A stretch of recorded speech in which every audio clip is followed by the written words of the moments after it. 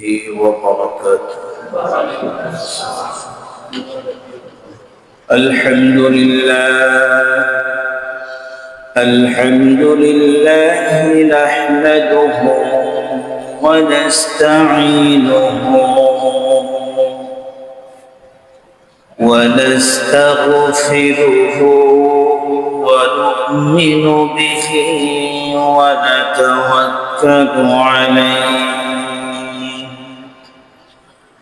ونعوذ بالله من شرور أنفسنا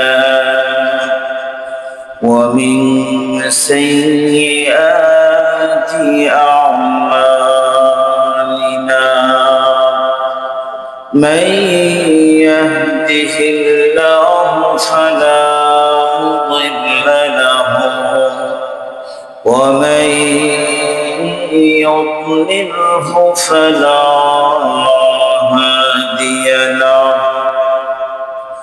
ونشهد أن لا إله إلا الله وحده لا شريك له ونشهد أن سيدنا وحبيبنا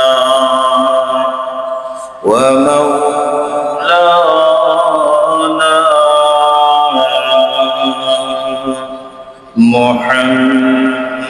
محمدا عبده ورسوله أما بعد فقد قال الله تبارك وتعالى في كلامه المجيد وفرقانه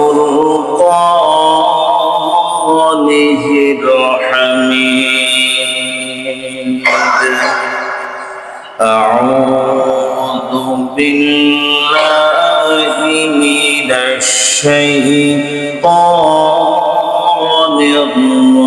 الرجيم بسم الله الرحمن الرحيم يا أيها الذين آمنوا كتب عليكم الصيام كما كتب على الذين من قبلكم لعلكم تتقون وقال النبي صلى الله عليه وسلم من صام رمضان إيمانا واحتسابا غفر له ما تقدم من ذنبه أو كما قال عليه الصلاة والسلام সকলেই দরুদ শরীফ পড়ি اللهم صل على محمد وعلى آل محمد كما صليت على إبراهيم وعلى آل إبراهيم إنك حميد مجيد اللهم بارك على محمد وعلى آل محمد كما باركت على إبراهيم وعلى آل إبراهيم إنك حميد مجيد আলহামদুলিল্লাহ সুম্মা আলহামদুলিল্লাহ। আল্লাহ পাকের দরবারে অসংখ্য অগণিত শুকর এবং সুজুদ যে আল্লাহ রাব্বুল আলামিন আমাদেরকে জুমার সালাত আদায় করবার জন্য তার ঘর মসজিদে এসে বসার তৌফিক দান করেছেন, এজন্য শুকরিয়া আদায় করি আলহামদুলিল্লাহ। আল্লাহ রাব্বুল আলামিনের অশেষ মেহেরবানিতে আমরা রমজানের প্রথম জুমা আদায়ের জন্য মসজিদে আসতে পারছি, এজন্য আল্লাহ পাকের দরবারে আর একবার শুকরিয়া আদায় করি আলহামদুলিল্লাহ। রমজান মাস শুরু হয়েছে, আজকে দ্বিতীয় রমজান, দ্বিতীয় রোজা চলতেছে। এই মাসটা খুবই গুরুত্বপূর্ণ একটি মাস, ফজিলতপূর্ণ একটি মাস। প্রতিটা মুহূর্ত, প্রতিটা সময় মোমেনদের জন্য খুবই দামি। এই মাসটা আল্লাহ পাক দান করছেন আখির নবী মুহাম্মদুর রাসূলুল্লাহ সাল্লাল্লাহু আলাইহি ওয়াসাল্লামের উম্মতদেরকে। অন্য কোন নবী এবং রাসূলরা এই মাসটা পায় নাই, এই মাসের ফজিলত তারা পায় নাই। একমাত্র শেষ নবী, আপনার আমার নবী মুহাম্মদুর রাসূলুল্লাহ সাল্লাল্লাহু আলাইহি ওয়াসাল্লামের উম্মতের জন্য এটা খাস।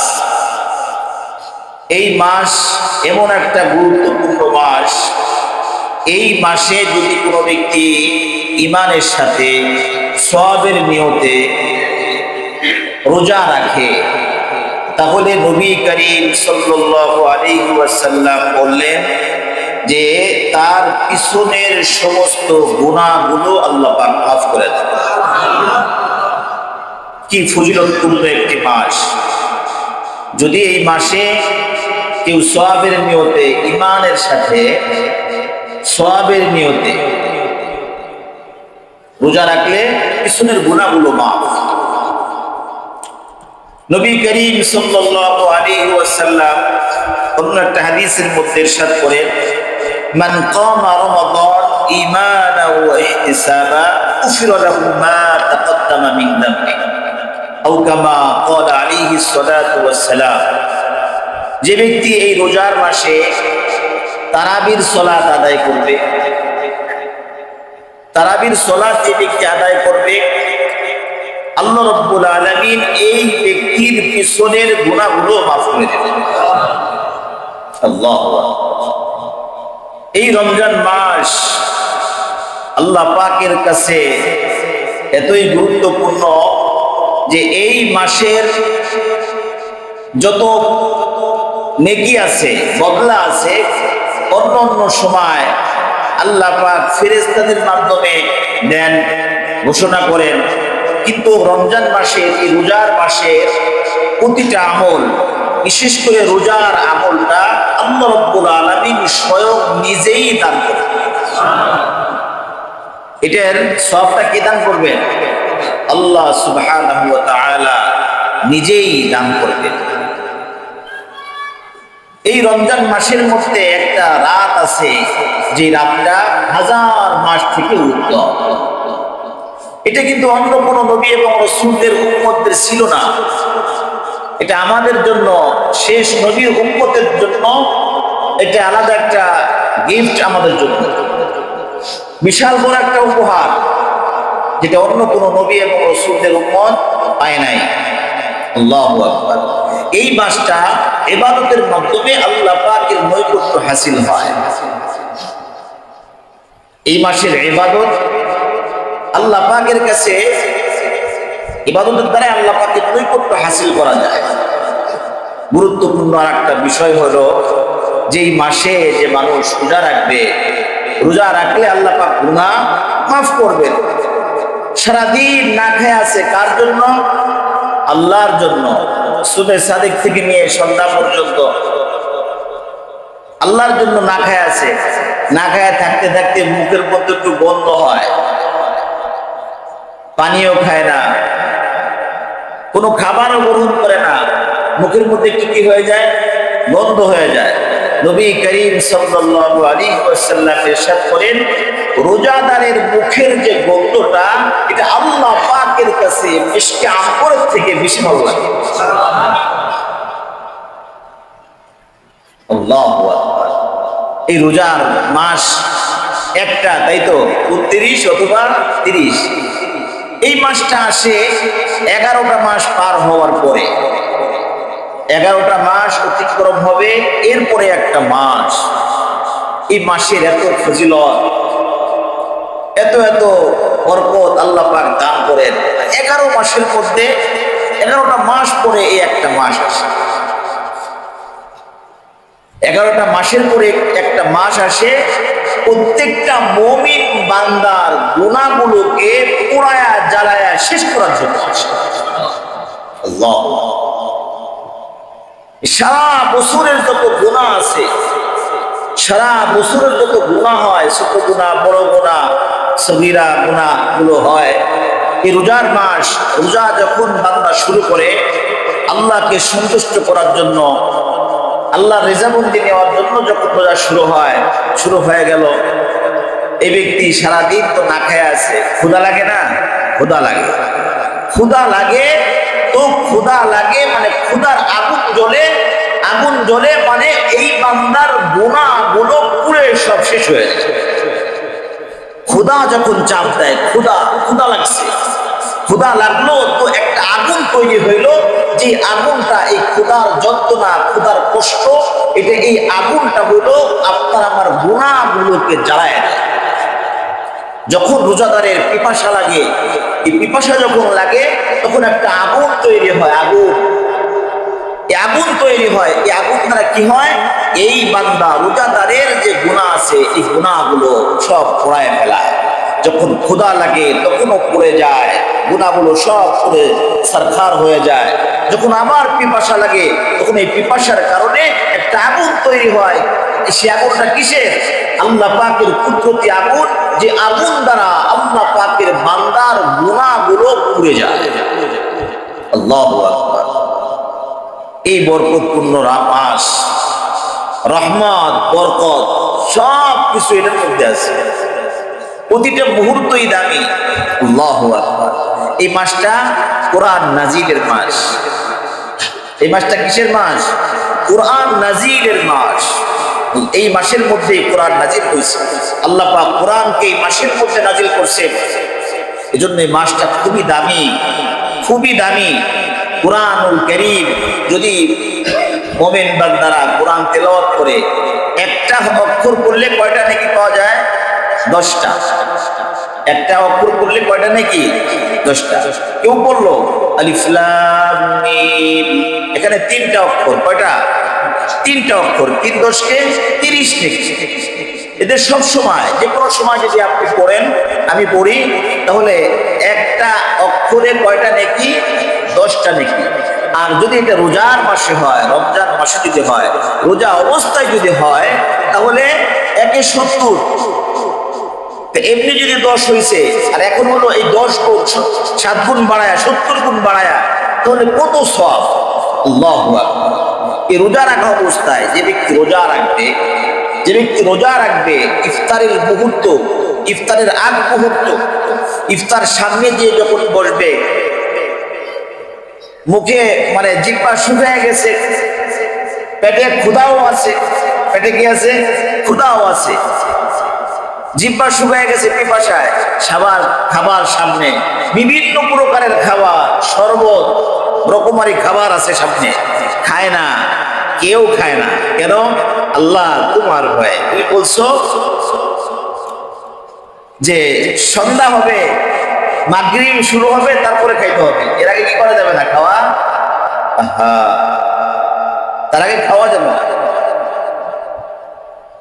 এই জন্য আল্লাহর ভয়ে বান্দা খাবার উপস্থিত থাকা সত্ত্বেও খায় না। ওই সময়, ইফতারের পূর্ব মুহূর্তের সময়, যখন বান্দা আল্লাহর কাছে দোয়া করে, যে কোনো দোয়া করে, আল্লাহ রাব্বুল আলামিন সব দোয়া কবুল করেন। আল্লাহ পাক সব দোয়া কবুল করেন, ফিরায় দেন না, দোয়া কবুল করেন। এখন আমরা জানি যে হুজুর গতকালকে তো একদিন গেছে, আইরে দোয়া করলাম, আজকেও দোয়া করব, আল্লাহ পাক হায়াত দিলে বাকি 27-28 দিনও দোয়া করব। দোয়া কবুল হয় না। দোয়া কবুল হওয়ার সুরত হলো তিনটা। এক নম্বর হলো যে আপনি বলতেছেন আল্লাহ আমার 1000 টাকা লাগবে, আল্লাহ আপনাকে 1000 টাকার একটা নোটের ব্যবস্থা করে দিবে, এটা কবুল হওয়ার একটা সুরত। আর একটা সুরত হলো আপনাকে 1000 টাকার আপনার যে সমস্যা ঝামেলা ছিল, বালা মুসিবত ছিল, এই 1000 টাকার মুসিবত আপনার থেকে আল্লাহ পাক উঠিয়ে নেবেন, ছড়াই দেবেন। একটা হলো নগদ নগদ টাকা পাওয়া যাওয়া, যে যেই দোয়া করছি ওইটাই নগদ পায়ে গেছে। আর একটা হলো আল্লাহ পাক ওইটা না দিয়া অন্য মুসিবত গুলো আল্লাহ পাক দূর করে দিছে। 3 নম্বর, কাল কিয়ামতের ময়দানে যেগুলো দোয়া কবুল হয় নাই, যেগুলো দোয়া কবুল হয় নাই, দোয়া করছিলাম আল্লাহ তুমি আমার হজ করার তৌফিক দান করো, আল্লাহ তুমি আমার উমরা করার তৌফিক দান করো, আল্লাহ আমার পিতামাতার খেদমত করার তৌফিক দান করো, আল্লাহ আমার এরকম সম্পদ দান করো, আমি যেন একটা মসজিদ করতে পারি, আমি যেন একটা এতিমখানা করতে পারি, আমি যেন এরকম দান সৎকার করতে পারি। এরকম কি ছিল? নিয়ত ছিল। দোয়াও করছি, কিন্তু দোয়া বলে কি হয় নাই? দুনিয়াতে নগদ পাই নাই, এরকম মুসিবত দূর হয় নাই।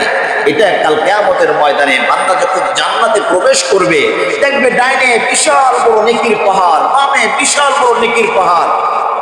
যে হজের সওয়াব, এই দান দক্ষিণের সওয়াব পাওয়া যেতেছে, উমরার সওয়াব পাওয়া দেখা যাইতেছে। তো বান্দা তো উমরা করে নাই, হজ করে নাই, সে এরকম নিয়ত ছিল, দোয়াও করছিল, সে পারে নাই।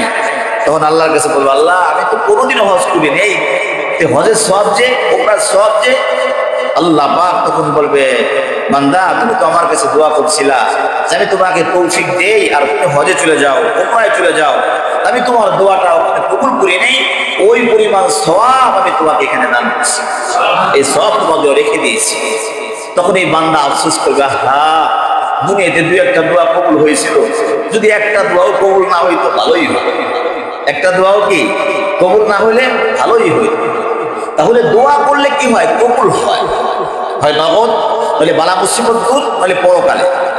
এই জন্য বললাম যে রোজাদার ব্যক্তি যখন ইফতারির পূর্ব মুহূর্তে দোয়া করবে, আল্লাহ পাক এই ব্যক্তির দোয়া কবুল করেন, ফিরিয়ে দেন। আল্লাহু আকবার। রোজাদারের মুখের দুর্গন্ধ, এটাও কি একটা গন্ধ তৈরি হয়, এটাও মিষ্টি আতর থেকে আল্লাহর কাছে বেশি ভালো লাগে। রোজাদারের দোয়াও কবুল হয়। আল্লাহু আকবার। নবী করিম সাল্লাল্লাহু আলাইহি ওয়াসাল্লাম ইরশাদ করেন যে তোমরা এই রোজা হলো জান্নাতে যাওয়ার জন্য একটা ঢাল। এই ঢালটা আবার নষ্ট হয়ে যায়। আপনি যখন এই প্রোটেকশন নেবেন, ঢাল ব্যবহার করবেন, ঢালটা যদি দুর্বল হয়, ভাঙ্গা হয়, সেক্ষেত্রে আপনি তো প্রোটেকশন দিতে পারবেন না, আত্মরক্ষা হবে না আপনার। ঢালটা খুব মজবুত লাগবে, যে গুলি আসুক, যা কিছু আসুক ফিরে যাবে, মজবুত ঢাল। তো রোজার এরকম একটা ঢাল, এই রোজার ঢালটা নষ্ট হয়ে যায় 2টা কারণে। কয়টা কারণ? 2টা কারণে ঢাল নষ্ট হয়ে যায়। যদি এই ব্যক্তি ঢালটাকে না ফাটায়, নষ্ট না করে, তাহলে এই ব্যক্তি এই রোজাটা জাহান্নামে যাবে না, জাহান্নামে ঢাল হবে, জান্নাতের মধ্যে প্রবেশ করা। তবে ঢাল থাকবে না 2টা কারণ। 1 নম্বর হলো গীবত করা, পরনিন্দা, মানুষের গীবত শিকায়েত গাইলে পড়ে এই রোজার ঢাল থাকে না, এটা দুর্বল হয়ে যায়, ভেঙে যায়। গীবত মানে খুব মজা লাগে, মানুষের গল্প করতেও মজা লাগে, শুনতেও মজা লাগে, খুব মজা আর মজা, কোনো দরকার নাই কিনতে, বুঝেই এমনি 2 টাকার ফায়দাও নাই, লসও নাই, লাভও নাই, এমনি বসে আছে কয়েকজন, শুরু করে দিছে একজনের ব্যাপারে শুরু করছে, শুনতে ভালো লাগে, আর কয়েকজন হ্যাঁ আমি ওরকম দেখছি, হ্যাঁ তুমি ঠিকই দেখছো, ঠিকই শুনছো, শুরু হয়ে গেল। কিন্তু আবার উনি কিছুক্ষণ বলবে, এরকম বলতে আর শুনতে সময় শেষ হয়, সময় কি হয় না, গীবত বলতেছে আর শুনতেছে, সময় শেষ হয় না, মানে একদম বেহুদা, কোনো দরকারই ছিল না, এর মধ্যে কোনো লাভ লসও নাই, কিন্তু এটা কি লাগে? মজা লাগে। ঘি, গরম ভাত আর ঘি হালকা একটু লবণ দিয়ে খেলে যেরকম মজা লাগে, এই গীবাত করতে সেরকম মজা লাগে, এর থেকে বেশি মজা লাগে। পরের জিনিস বলতে কি লাগে? ভালো লাগে। তো যখন মানুষ এই গীবত করবে তো তার রোজাটা এরকম ঢাল ভেঙে যাবে, নষ্ট হয়ে যাবে, নষ্ট হয়ে যাবে। আল্লাহ আল্লাহ মাফ করুন। 2 নম্বর হলো মিথ্যা কথা বলা।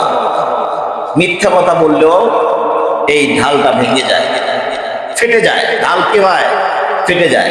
মিথ্যা কথা বলা যাবে না এবং গীবত শিকায়ত করা যাবে না। বাঁচা খুব মুশকিল, বাঁচা খুবই মুশকিল, খুবই মুশকিল। সালমান ফারসি রাদিয়াল্লাহু তাআলা আনহুকে নবী আলাইহিস সালাম অনেক কথা বলে বলছেন, লম্বা একটা হাদিস, অনেক কথা বলছেন। শেষমেশ বলছেন যে নবী আলাইহিস সালামের জিহ্বাটা টান দিয়ে বের করে নবী আলাইহিস সালাম ধরে বলছেন, ইয়া সালমান, তুমি যদি এই জিহ্বাকে ঠিক করতে পারো তাহলে বাকি এত যা কিছু বললাম সব ঠিক হয়ে যাবে।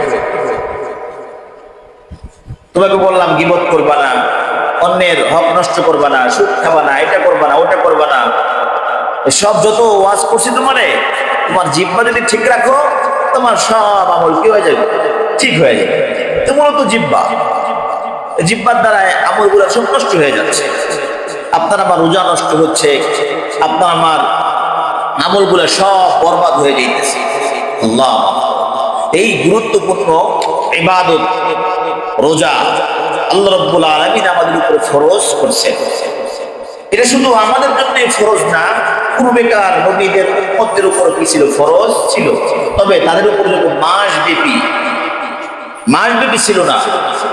আমাদের জন্য যে মাসব্যাপী আল্লাহ পাক ফরজ করছেন এবং এটা বলে দিছেন যে বান্দা ভয়ের কোনো কারণ নাই, তোমাদের উপরে যেরকম ফরজ করছি তোমাদের উপর ওটাকে ফরজ করা হয়েছে, এর আগেও ফরজ করা হয়েছিল, তারাও এরকম আমল করছে। তারা যেহেতু আমল করতে পারছে, রোজা রাখতে পারছে, তোমরাও রাখতে পারো, এতে কোনো অসুবিধা কষ্ট হবে না।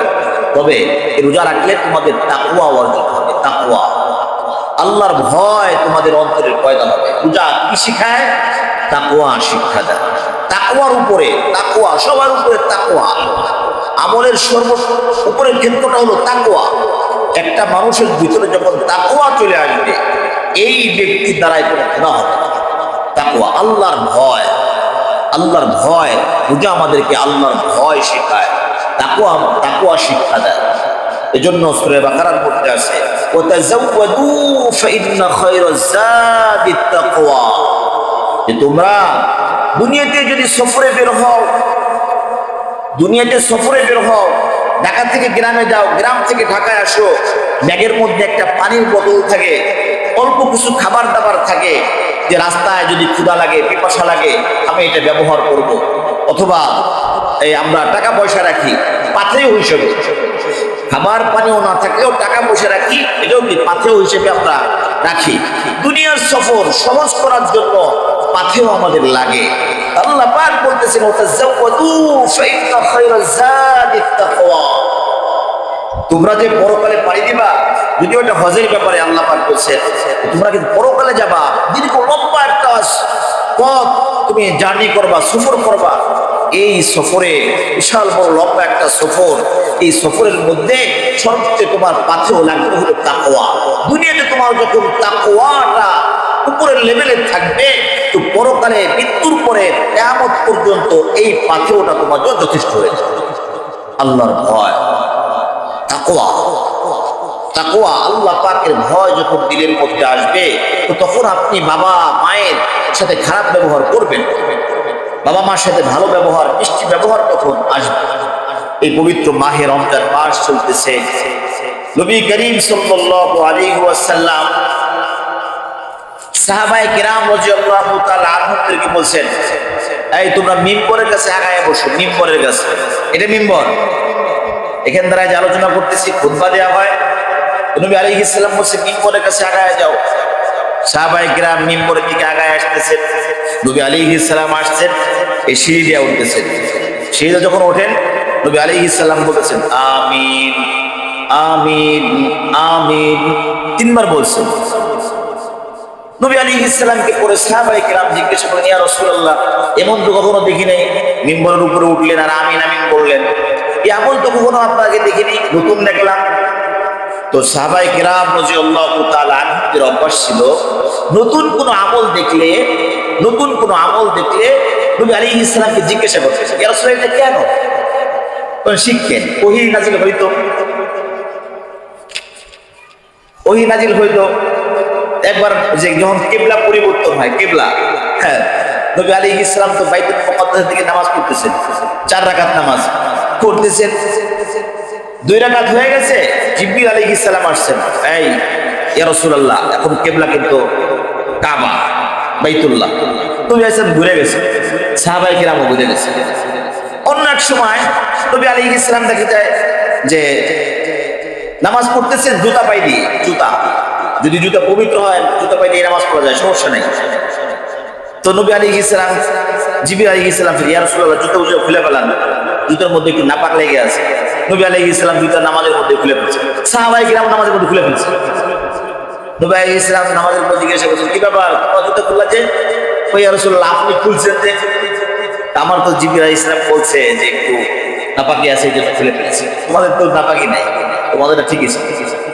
তো সাহাবায়ে কেরাম নবী আলাইহিস সালামকে যেগুলো দেখতেন, করতে দেখতেন, সাথে সাথে করতেন, আর না বুঝে জিজ্ঞাসা করতেন, ইয়া রাসূলুল্লাহ কেন এটা, কেন? নবী আলাইহিস সালামকে জিজ্ঞাসা করলেন, ইয়া রাসূলুল্লাহ কেন আপনি আমিন আমিন বললেন? নবী আলাইহিস সালাম তখন বললেন, ও আমার সাহাবীরা, আমি যখন মিম্বরে উঠতেছি, জিবরিল আলাইহিস সালাম আসলেন আর বললেন, পবিত্র মাহে রমজান মাস যে ব্যক্তি পাইল, ওই ব্যক্তি তার জীবনের গুনাহগুলো মাফ করাইতে পারলো না, এই ব্যক্তি ধ্বংস হোক। যে ব্যক্তি পবিত্র মাহে রমজান পাইল, তার গুনাহ মাফ করাইতে পারলো না, এই ব্যক্তি ধ্বংস হোক। আমি রাসূল বললাম আমিন। কে বলছে আমিন? আল্লাহু আকবার। আল্লাহ রাসূল বলেন, আল্লাহ তুমি কবুল করো। রমজান পাইলাম, গুনাহ মাফ করাইতে পারলাম না। দ্বিতীয়বার নবী আলাইহিস সালাম আমিন বলছেন। জিবরিল আলাইহিস সালাম বলছেন, ইয়া রাসূলুল্লাহ আপনার নাম নেবার পরে শোনার পরে যারা দুরূদ শরীফ পড়বে না, ওই ব্যক্তি ধ্বংস হোক। নবী আলাইহিস সালাম বলছেন আমিন। নবীর নাম শোনার পরে কি করতে হয়? দুরূদ শরীফ পড়তে হয়, সাল্লাল্লাহু আলাইহি ওয়াসাল্লাম। আবার বলেন সাল্লাল্লাহু আলাইহি ওয়াসাল্লাম। আর একবার দুরূদ শরীফ পড়লে 10টা রহমত নাজিল হয়। যা কিছু করব সব আমাদের জন্য। কার জন্য? আল্লাহ, আমাদের জন্য। দ্বিতীয় নম্বর হইল, যে ব্যক্তি পিতামাতাকে পাইল অথবা দুইয়ের একজনকে পাইল, পিতামাতা দুইজনকেই পাইছে অথবা দুইজনের একজনকে পাইছে, কিন্তু এই ব্যক্তি জান্নাত কামাই করতে পারে নাই, জিবরিল আলাইহিস সালাম বলছেন এই ব্যক্তিও ধ্বংস হোক। নবী আলাইহিস সালাম বলছেন আমিন। মানে পিতামাতাকে পাওয়ার পরে পাইছে, পিতামাতার খেদমতের মাধ্যমে আল্লাহর সন্তুষ্টি, পিতামাতার খেদমতের মাধ্যমে আল্লাহর সন্তুষ্টি যে অর্জন করতে পারলো না, জান্নাতকে কামাই করতে পারলো না, ওই ব্যক্তি ধ্বংস হোক। আমিন বলছেন কে? আপনার আমার নবী মুহাম্মদুর রাসূলুল্লাহ সাল্লাল্লাহু আলাইহি ওয়াসাল্লাম। নবী আমিন বলছেন। আল্লাহ, তাহলে এই তিনটা দোয়া করছেন, তাহলে রমজান মাস চলতেছে, আমাদের গুনাহ মাফ করাইতেই হবে, এই মাসের মধ্যে ইবাদতে লেগে থাকতে হবে। সাহাবায়ে কিরাম রাদিয়াল্লাহু তাআলা আনহুম বলেন, নবী আলাইহিস সালাম রমজান মাস শুরু হয়ে গেলে 3টা আমল বেশি বেশি করতেন। একটা হলো আমল করার জন্য অনেক মুজাহাদা করতেন, কেমন মুজাহাদা? আমরা তো তারাবির সালাত আদায় করি, আল্লাহ যেই মসজিদে যত তাড়াতাড়ি ওই মসজিদে মুসল্লি তত বেশি। হাবেশারা ধীরে স্থির করতে পারে, কিন্তু মুসল্লি টিকবে না। বাংলাদেশের হাইসিও কত এরকম, যত তাড়াতাড়ি, তারাবি মানে তাড়াতাড়ি, আসলে না, ধীরে স্থির ভাবে পড়তে হয়। নবী আলাইহিস সালাম কিয়ামুল লাইল, এই রোজার মাসে তারাবির নামাজ পড়ছে কিভাবে? 2 ঘন্টা, 3 ঘন্টা, 4 ঘন্টা পর্যন্ত লাগছে, লম্বা মানে ক্যাম্প করছেন। আর আমাদের যত তাড়াতাড়ি পড়া যায়, এই যে ধীরে স্থির ভাবে নামাজ কালাম পড়া, মানে খুব মুজাহাদা করতেন। সাহাবায়ে কেরাম বলেন নবী আলাইহিস সালাম রোজার মাস শুরু হয়ে গেলে কি করতেন? আমলের প্রতি খুব লেগে যাইতেন, মুজাহাদা করতেন।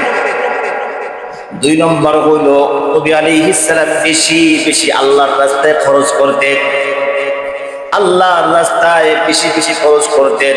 এটা বড় একটা আমল। আপনার তৌফিক যত আছে আপনি খরচ করেন, যতটুকু তৌফিক আছে। আপনার 2 টাকা আছে, 2 টাকা করেন না। একজনের 1 লক্ষ টাকা আছে, সে 10,000 টাকা খরচ করলো, আল্লাহর রাস্তায় খরচ করলো। আর একজনের 10 টাকা, সে 2 টাকা খরচ করলো।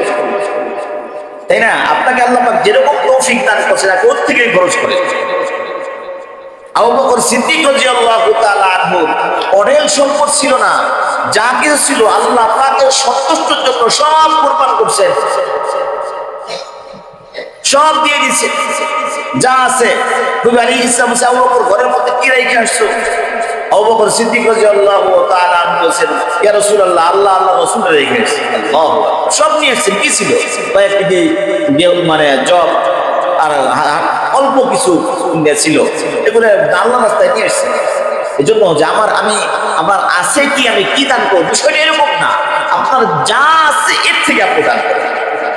আপনাকে কোনো মানে হাদিসের মধ্যে এরকম নাই, আল্লাহ পাক এরকম কোনো হুকুম দেয় নাই তুমি সব দান করো, সব দান করো, এরকম কোনো হুকুম আল্লাহ পাক দেন নাই, নবী আলাইহিস সালামও দেন নাই। বরং সূরা বনী ইসরাঈলের মধ্যে একটা আয়াত আছে, নবী আলাইহিস সালাম গনিমতের মাল তাকসীম করে সবাইকে দিয়ে দিয়েছেন। একটা চাদর নবী আলাইহিস সালামের গায়ের মধ্যে আছে। একজন মহিলা তার সন্তানকে পাঠিয়েছে, যাও গনিমতের চাদর নিয়ে আসো।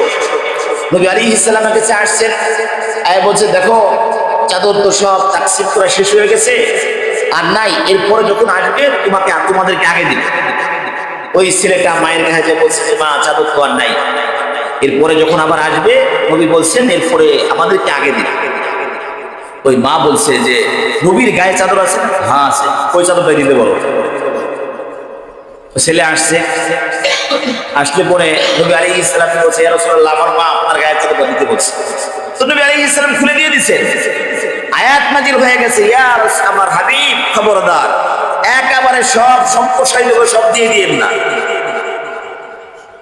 সব দিয়ে দিয়েন না। আল্লাহ পাক নবীরে বলছেন সব দিয়ে দিয়েন না। আবার এমন হাত উঠাইয়া নিয়েন না যে কিছুই দান করবো না। এই জন্য সব দিতে আল্লাহ পাক আপনার সব দিতে কয় নাই, সব দিয়ে দিবেন না। আপনি একটা অংশ আপনি আল্লাহর রাস্তায় দান করেন।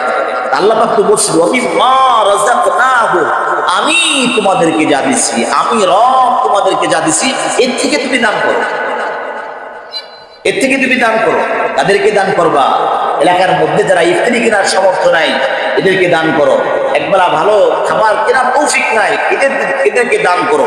আর সব থেকে ওই ব্যক্তিদেরকে দান করা সব থেকে বেশি উত্তম।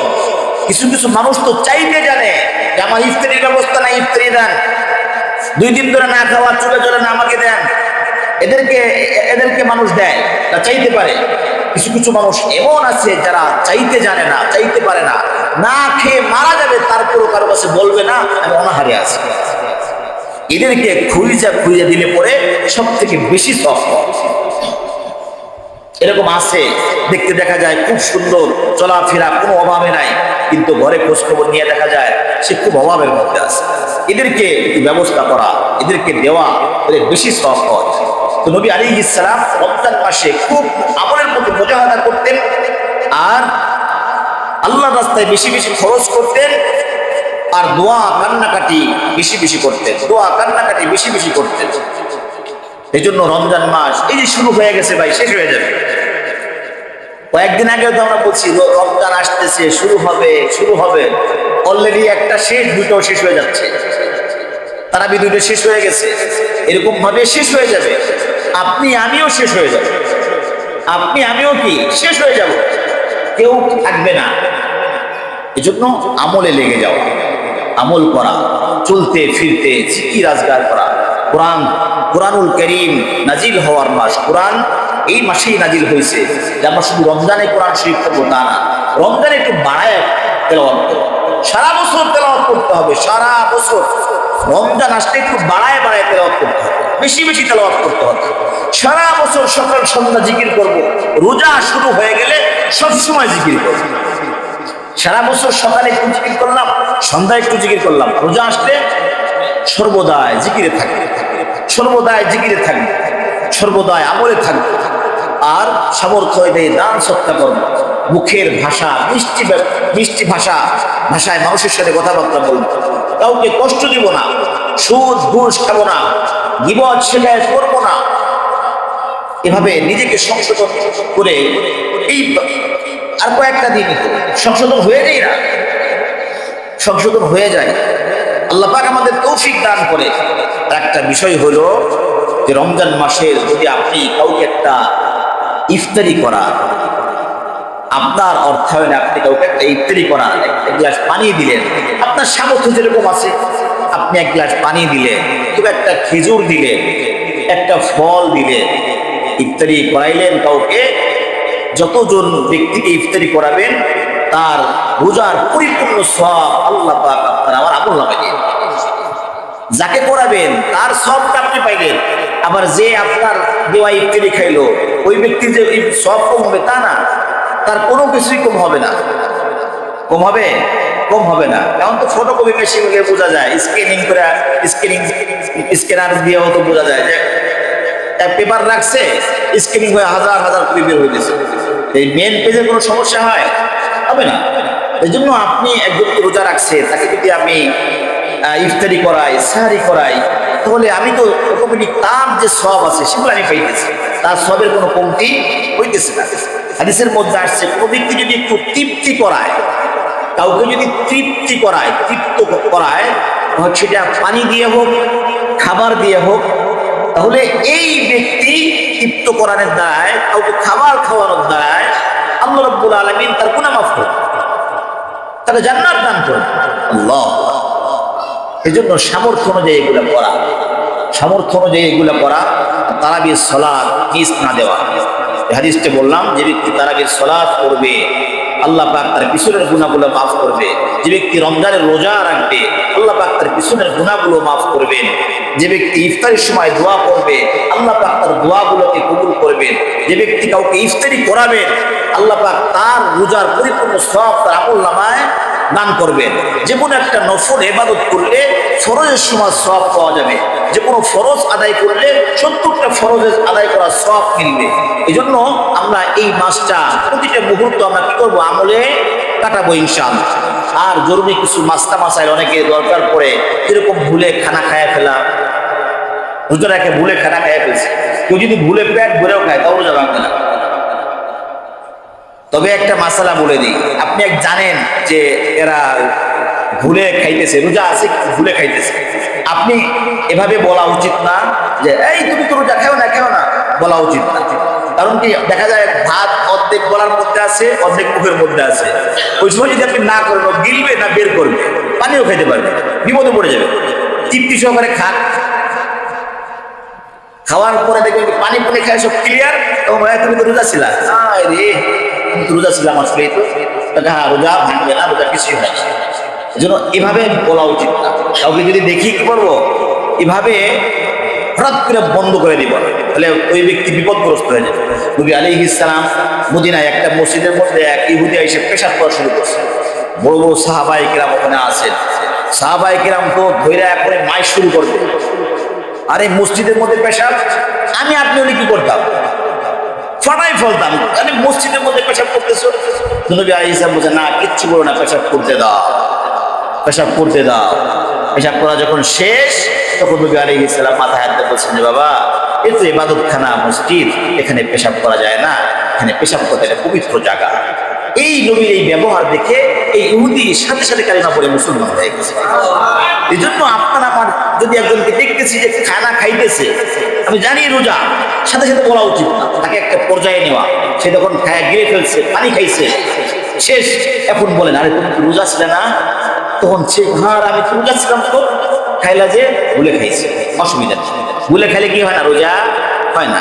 আরো অনেক জরুরি মাসাইল যেগুলো আছে, এগুলো আমরা আলহামদুলিল্লাহ উলামায়ে কেরামের অভাব নাই, কাছে ওলামায়ে কেরামদের কাছে জিজ্ঞেস করে নেবেন, হুজুর এই মাসলাটা কি, ওই মাসলাটা কি, এই ওষুধ ব্যবহার করতে পারবো কি পারবো না, এটা করতে পারবো কি পারবো না, এখন কাফারা কি, রোজার কাফারা কি, ইত্যাদি ইত্যাদি যেগুলো মাসালা আছে এগুলো আমরা জিজ্ঞেস করিব ইনশাআল্লাহ। আল্লাহ রাব্বুল আলামিন আমাদের সকলকে রোজার কামা হক আদায় করে এই রোজাটা পুরা মাসটা আমল করে কাটানোর তৌফিক দান করেন। সকলে বলে আমিন। ওয়া আখিরু দাওয়ানা আলহামদুলিল্লাহি রাব্বিল আলামিন।